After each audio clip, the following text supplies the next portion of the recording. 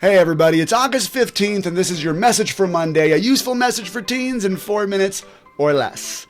This week's topic is titled, A New iPhone Won't Change Your Life. Now, the scientific term of what we're actually going to be talking about this week is called the Hedonic Treadmill. Now, this is from the book we've been studying all summer, which is Anti-Fragile, right? How to get stronger when stressed or when broken, right?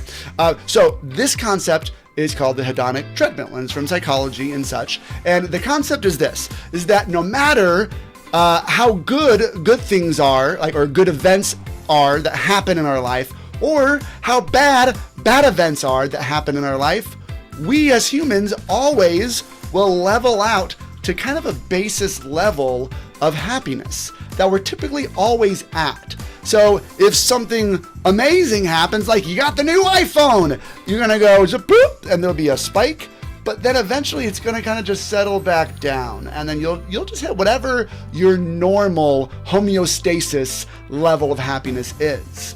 The same is true for bad things that happen, right? You go through and something bad happens, or you go through a breakup, you're gonna be sad for a while, but you'll eventually settle back up to whatever your baseline is.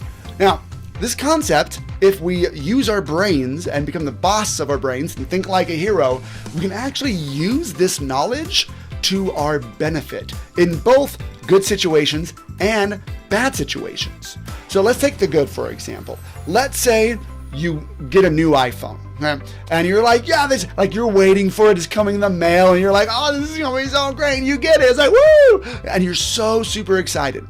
When you are excited, recognize first off that the thing isn't where your happiness is actually coming from. Okay? It's coming from your thoughts about the thing.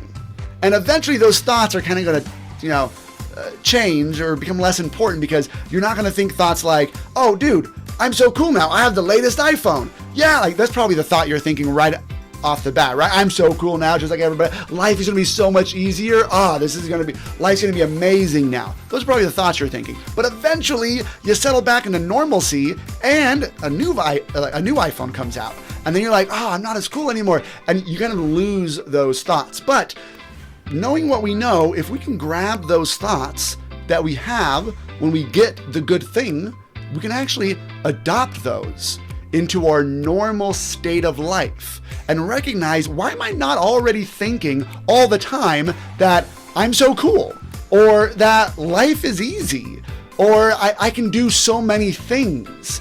Those are all thoughts you could be thinking whenever you want. So if you can grab some of those and use that to elevate your homeostasis, your baseline level of happiness, then that's gold. Now, when a bad thing happens, this is what you can do. All right, you can recognize that your unpleasant emotion isn't going to last forever. Okay? It won't.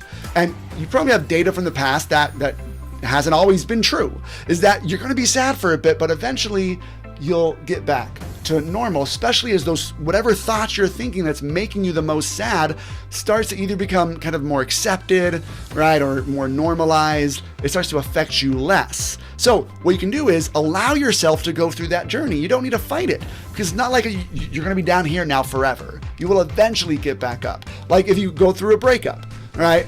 You know that eventually you're going to recover from that. And also recognize the thoughts that brought you down, and become kind of vaccinated against them, or realize that, you know what, I can, when I'm ready to move on, I can take that thought, whatever it is, I'm never going to be happy again, no one's ever going to love me, I'm hideous, right? I can take those thoughts and I can set them aside and work on not believing them, and also not let them find their way into my baseline homeostasis way of being happy.